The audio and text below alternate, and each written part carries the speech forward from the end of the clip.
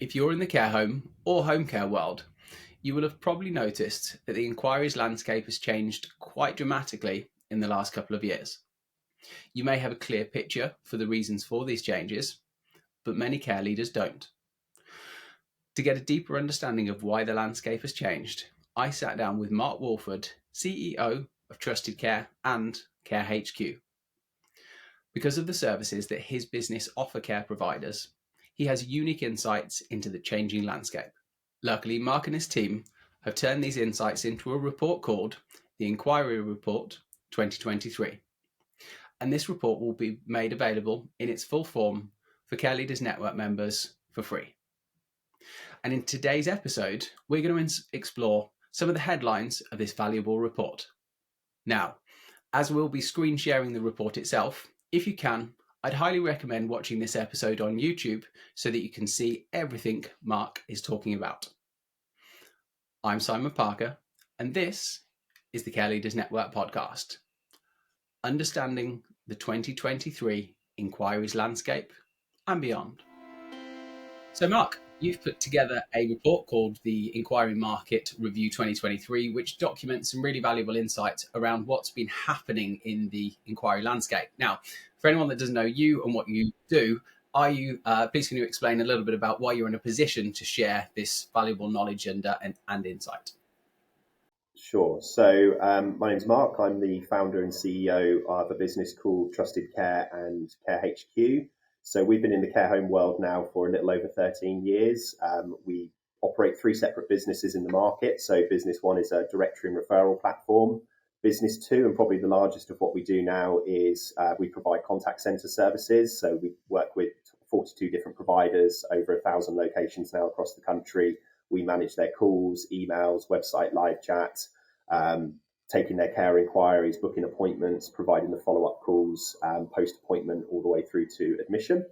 And then business three, Care HQ, provides, I say CRM software. It's kind of a bit of it's a bit more than that. So it's an inquiry management tool, it's an occupancy management tool, and it's a billing and invoice engine. So really, it's kind of the whole business administration process all the way through. And that's used at just over 500 services now across the country. Got you. So the ecosystem of products and services has allowed you to harvest all this data, and you've gone to the effort of putting it into a format where people can consume that and then be able to act upon that with the knowledge that it's come from a reliable source as such. Basically, yes. So we're in a privileged position to be able to kind of see the whole customer journey going through the care home, from the advertising perspective through to the inquiry, through to the admission, and ultimately the discharge. So it gives us a really unique position of kind of being able to see that whole journey. So yeah, so the report itself is kind of taking the best bits of best data insights from there and trying to kind of put some context to what providers will see. Everybody's different, and there is a lot of variation that took place last year. But from sort of our perspective, this is kind of what we saw took place on the whole. So there were some providers that were up, some providers that were down, but the majority were down. And this is kind of what took place from where we sit.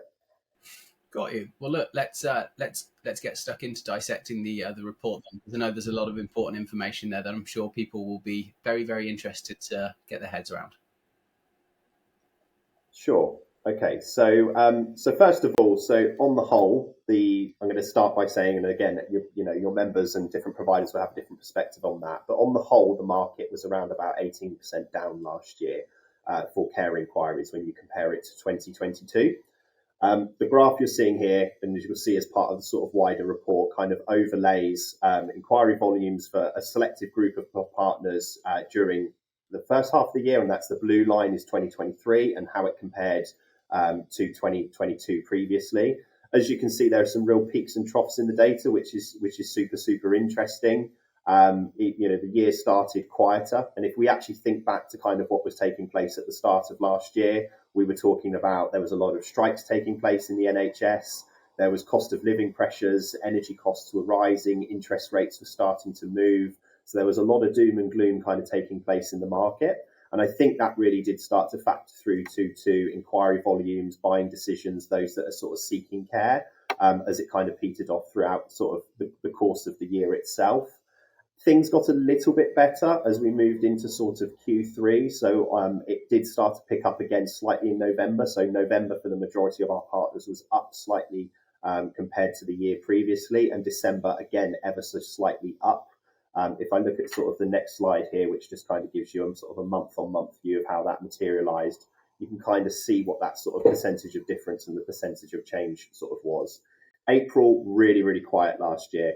And I think if we sort of cast our minds back, there was during the Easter holidays, there was the nurses were striking, followed immediately after by the junior doctor strikes. And we saw again junior doctor strikes taking place throughout the summer periods.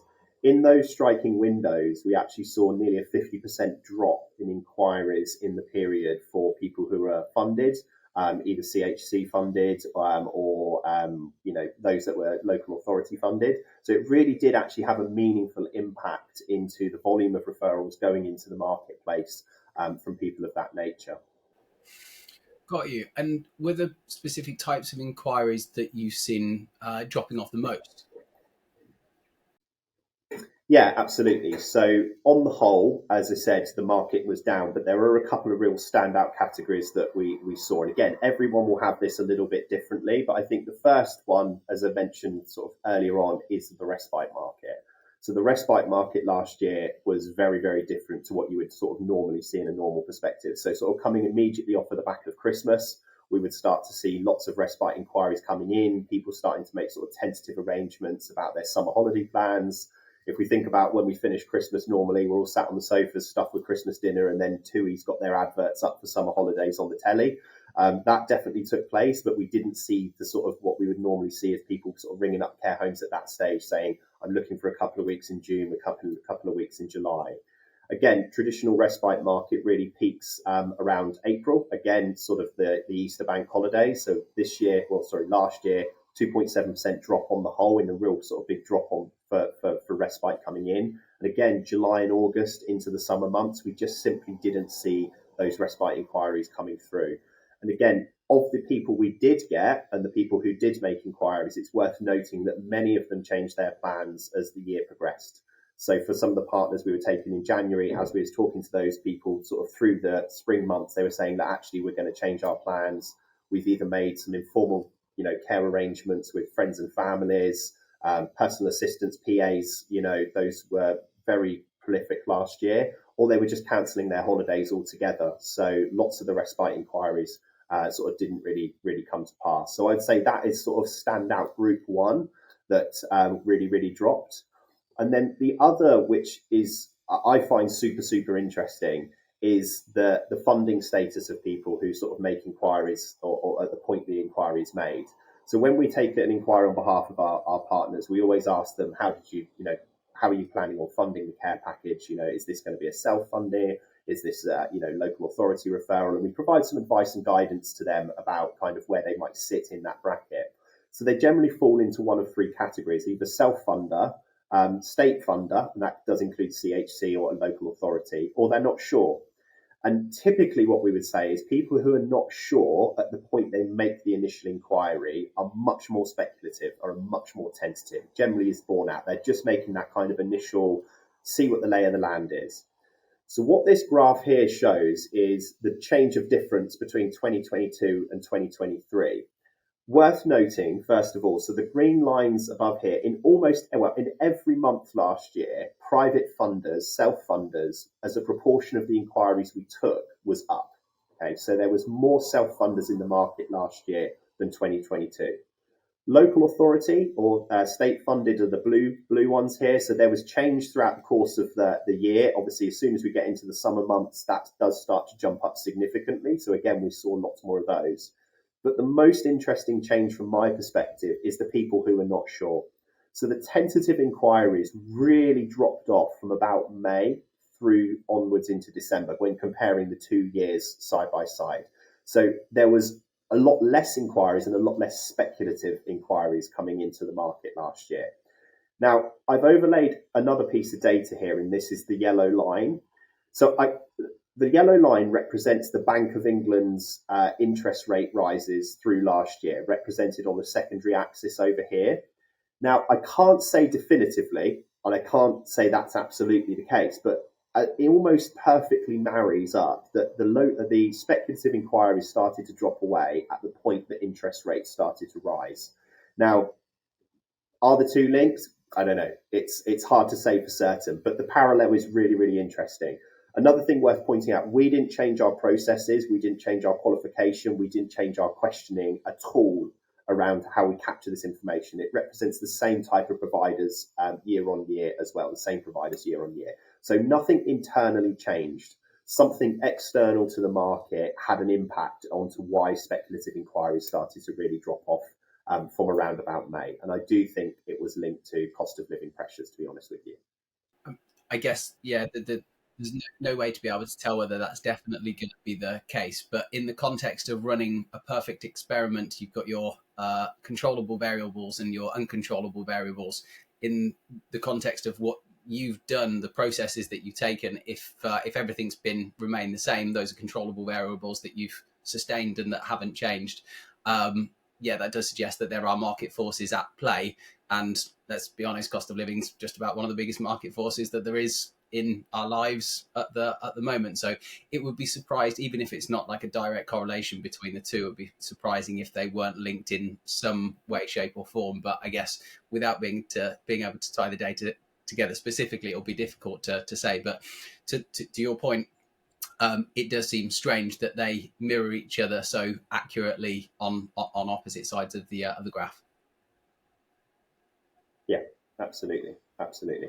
And I think just the final point on it. I mean, what was really interesting, although we cover it in our report more broadly, is that actually throughout the course of last year, our partners, their occupancy grew.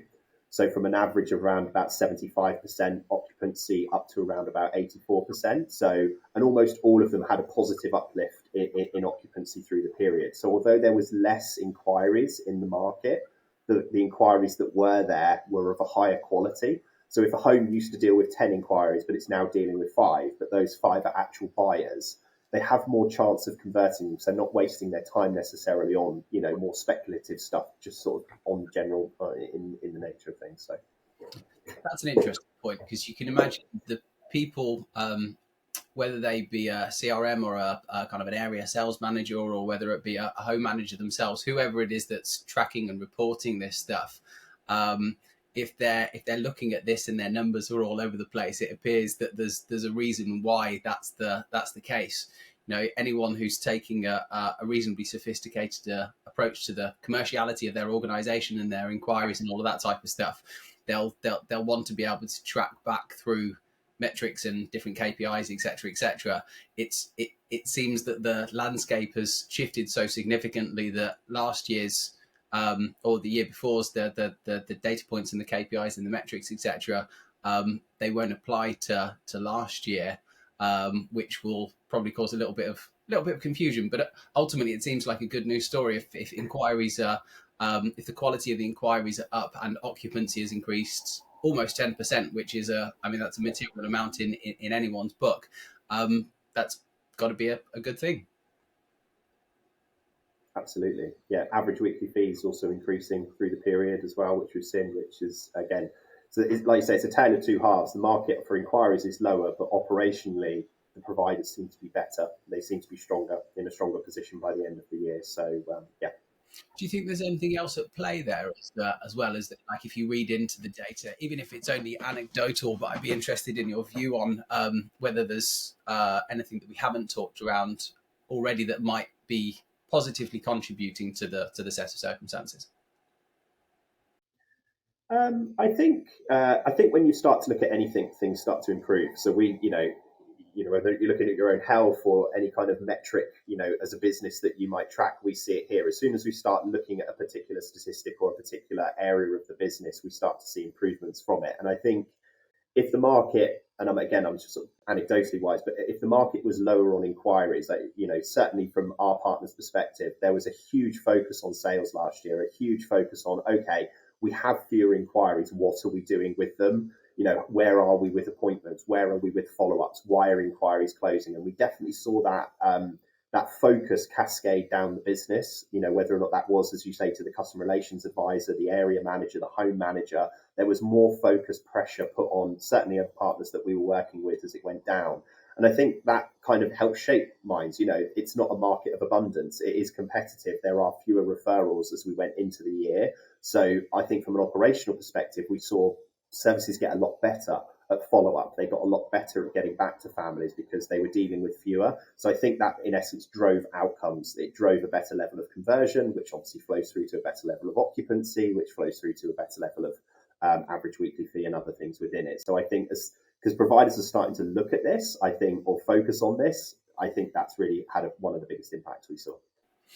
Yeah, it would surprise me if that was the case. Obviously, everyone's not looking at the P word, but coming off the back of the pandemic and things, people will be far more mindful of making sure that they're coming out of it in the best shape possible. And to your point, being mindful of the fact that it's a competitive market out there, and if people want to get back to more sustainable levels of occupancy, they need to do the work to get there. So that makes loads of sense. Talk to me about marketing channels. Obviously, you're in a position where you can look across different marketing channels. I'd be really interested to see what channels are working, what channels aren't. Yeah, I know that you've got some data on that to talk through. So yeah, interested to see what that looks like. Sure. Ta-da, there's the data. So yeah, it is super interesting. So coming at it from a position of somebody who owns a directory, a digital marketing place, should we say? I'm just going to throw it out there, and I'm sure I'm going to be challenged on this. Don't go digital, or don't go too digital, is probably my sort of perspective. But obviously, everything is, you've heard the marketing mix, and everything is a mix of things. But I would say, from our perspective, whenever we take an inquiry for a partner, we always ask the inquirer, how did you hear about us? Who recommended you to the home? And we capture the information. So we capture 2 points of information. We capture where the inquiry originated, be that the provider's own website or a directory, carehome.co.uk, Lottie or Tumnr, or Google Business, PPC. So you can see where they called from or they emailed from. But I always think it's really interesting. In my mind, it's more important to ask, how did you hear about us? Because we often see a disconnect. Just because a call originated from Google PPC, they may well say, I had a local door drop, I had a leaflet come through the post. So they've gone online, they've searched for the home name, and yes, your PPC ad's been seen, and they've clicked that. But really, it was the brochure or the door drop that drove that kind of engagement. So there's obviously hundreds of different things that people can tell us. So what I've tried to do here is to kind of categorize those, how did you hear about us, into sort of generic kind of categories kind of here on the whole. So we've got at the top here, sort of like, for example, healthcare professionals. So when somebody tells us, oh, it's a GP referral or district nurses or the OT who comes in to see my mum recommended the home. On the whole, that accounted for nearly just less than 1% of the inquiries that we took. But actually, what's super interesting in the second column over here is looking at the conversion rate of those particular channels. So if you take kind of channels on the whole, I would say more than 60% of inquiries are digitally generated. That could be kind of people saying, oh, Google search, website directory, care directory, you name it. But in terms of conversion rate, we're looking at probably only about 9% conversion rate from digital channels. And again, that tends to reflect the fact that people who are searching digitally are much more speculative or earlier in the process. Whereas local reputation, things that drive local reputation, community engagement, referrals, recommendations from friends and families, from previous staff members, conversion rates for those kind of inquiries are much more in the kind of mid-20s, low 30% of conversion coming through. So I would say, as a channel or as a strategy, if I was a care home owner, I would be investing more than 50% of my time, probably 75% of my time, into local community engagement, partnerships, referral partnerships with, other healthcare professionals, other care providers, cross referrals between care homes and home care. We see that, and we see it work really, really well. And I would see digital as kind of the cherry on the top, the kind of longer play stuff. Got you. That makes sense. Certainly, back from my management consultancy days when I was running SP&P, my team would always advocate for community engagement strategies. That was always the number one. If there was nothing else that you could do, that would be the thing that would make it was the longest lever that you could pull that would have the biggest impact. You obviously highlighted earlier the fact that there's the marketing mix. You've got to build an ecosystem of ways for people to interact with the brand of your care service. So getting the mix of those things right is obviously super important. Where would you say the opportunities lie within this data?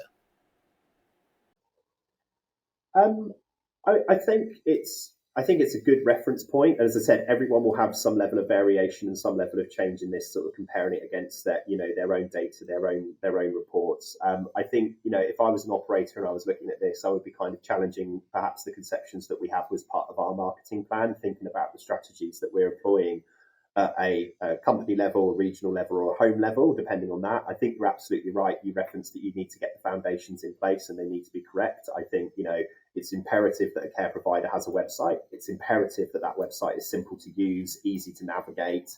The telephone number is really obvious. The basic details, they need to be in Google Business Listing. If you want to be on the directories, I think it does add value. At least, they'll be found. You will be found there at your home level. But I think, again, looking at this data, I would be really kind of challenging what are we doing at a local level to engage with the local community? Is that stuff that are we getting in the local primary school to come and do the nativity at Christmas? What relationships do we have with the local community groups, the church groups, the WI, Rotary, those sorts of things? I always find it amazing. I think care homes have such wonderful buildings and facilities. And I think from our perspective, those that share those facilities with the wider community do so much better when it comes to inquiries, ultimately occupancy, recruitment, retention. It's all linked in. Really the care home is serving the local environment and the local community. I live in Oxford. My mum lives in Oxford. I'm not going to place her in a care home in Bristol just because it's got a great website and a great CQC rating. Really, I'm going to be going local. So knowing the local provision and knowing its local reputation makes the biggest impact.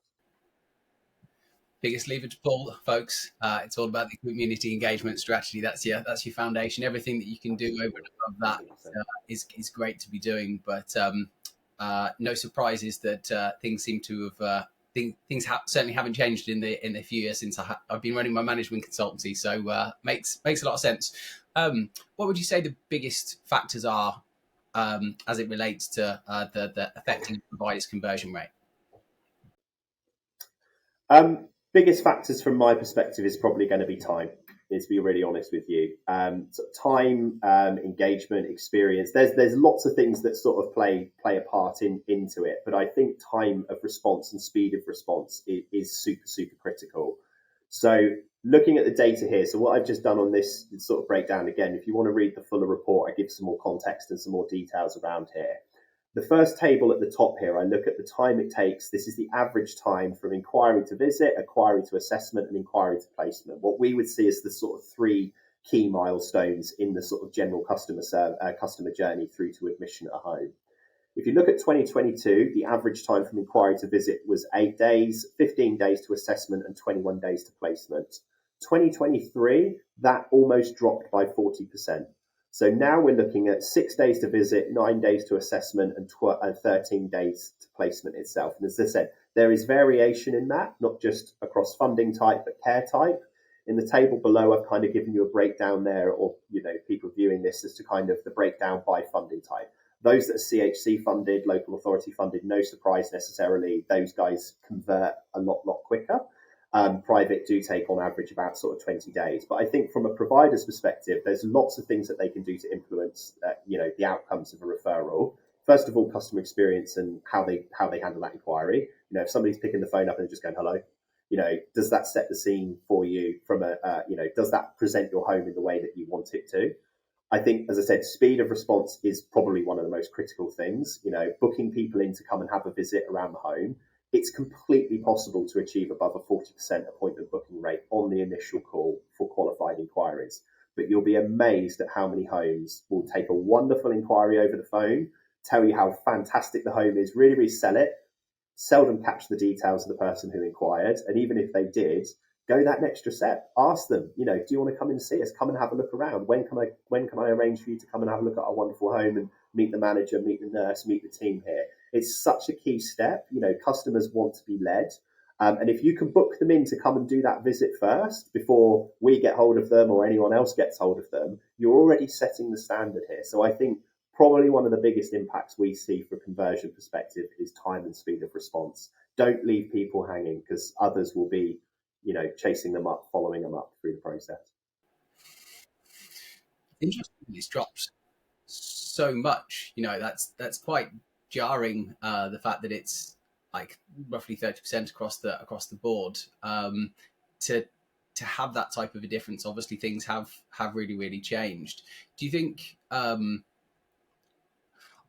looking at this in the context as well of how things will evolve. I'm also thinking about what the landscape is going to look like for 2024. Obviously, this is looking back on the last 12 months. I'm interested to hear your view on not just the inquiry timeline for now in a little bit more detail, but then also some thoughts about the future and how really the things that you've been tracking, if we think about 2024, how things might play out. Obviously, this is have to wait and see exactly what the details look like, but you seem to have got a pretty good grasp on things. So yeah, interested to cast your mind into the future and see how you think things might play out. I think we're going to continue to see a trend towards speed of admission, and I think if we think pre-pandemic, we used to take a lot of inquiries where somebody would be coming into the care home world, kind of mum's at home on her own or dad's at home on her own, and we think they would benefit from companionship. In terms of a proportion of inquiries we take now, that is negligible figures. So the vast majority of people coming in contacting residential services, be it residential or nursing at this stage, have a very high acuity and level of need. So they're going into homes much later in life with a higher dependency. I think that's what you're seeing here bore out in the data, that people are coming into this market much more sort of towards the end. And I don't necessarily foresee that changing. I think we will probably see more return to a slight normality this year when it comes to things like respite. I think, we've kind of got over the worst of, cost of living pressures, inflation's coming down now. So I think we're going to start to see, and we certainly have so far in January, a little bit more of an increase in the kind of summer respite market coming to pass. But I would say, but the only caveat with all of those things, we saw, again, post-pandemic, there was a slight number of people coming into the market who were kind of mums on her own at home and we need a bit of companionship. But when they were getting to the homes themselves, they were going, oh, God, the needs of everybody else in here are really high. Mum wouldn't be able to sit in, the dining room and have a chat to everybody else that's there because, they're very poorly or they're much more advanced in their care needs. So although they were inquiring, they were also then sort of falling away from the marketplace as well. They weren't actually going all the way through to conversion. So I think Mark's predictions for sort of 2024, I think we're going to see much more of a respite market than we have last year, provided things don't kick off too much in, the world around us at the moment. I think we're going to continue to see a trend of, speed of admission coming to, I think I would expect that figure to get down to maybe 12 days, 11 days this year, would just be my estimation. I think families will make a decision a lot quicker. I think we'll continue to see a high level of need of people kind of going into services. I think we'll see some disruption from the likes of the home care market and the personal assistance market. I reference it in my report. I think that's having one of the most significant impacts on the care home world is the emergence of personal assistants in almost every area of the country. Self-employed carers who are, working and delivering care in the community, not under the guise of necessarily a regulated provider, but just doing the sort of very light touch companionship stuff. We're seeing so many families going down that road. It's a very cost-effective solution. Carers themselves are getting paid more than they would working necessarily for a regulated provider. So we're seeing a lot of disruption there, and I think that's going to continue through sort of into 2024. I've already had some interesting conversations with some local authorities and commissioners around sort of budgets and uplifts for this year. And obviously there's a lot of cost pressures coming into the market. We've got increases in, the living wage and the national wages. And I don't think that local authority funding is going to match that. Certainly from what we're seeing, that the uplifts are not going to be around that area. So I think, again, we're going to see a very competitive market and a market which, providers are going to be competing harder for the private referrals that are coming in to sort of offset some of those costs or the lack of fees being generated from LA. So those are my views on the year ahead. We'll see. Lots to think about. Mark, thank you very much for sharing the data on this one. I guess if you're going to continue doing this, we'll have to make this an annual occasion, going through the data from the perspective here. So, am I right in saying so that this has been the report has been shared currently directly with your just with your partners, but it's going to be available for people to view in the distant future. Yeah, available on the CLN network for members and partners to review and read through there. Also will be available on the Trusted Care Professional Services website on our insight section. So we've got a huge insight section. We just publish market data in there. We normally try to do at least one insight a month. We might look at whole market demographics. We might look at a particular area of the market, be it relationships, referrers, conversion rates, things like that, and try and do a piece there. Again, this is just our data, and our data is combined from 42 different operators, and everyone will be different, but it just hopefully gives people a little bit of kind of, this is what others are seeing. Brilliant stuff. Mark, thank you. Much appreciated again. Really appreciate you sharing the data, and we'll make sure that the report is shared within the CLN community. We'll make sure that also, as well, if there's any additional insights that we need to discuss, we'll jump on a podcast and record some more content for you guys. So thanks so much for your time, Mark. Really appreciate it. Thank you, Simon.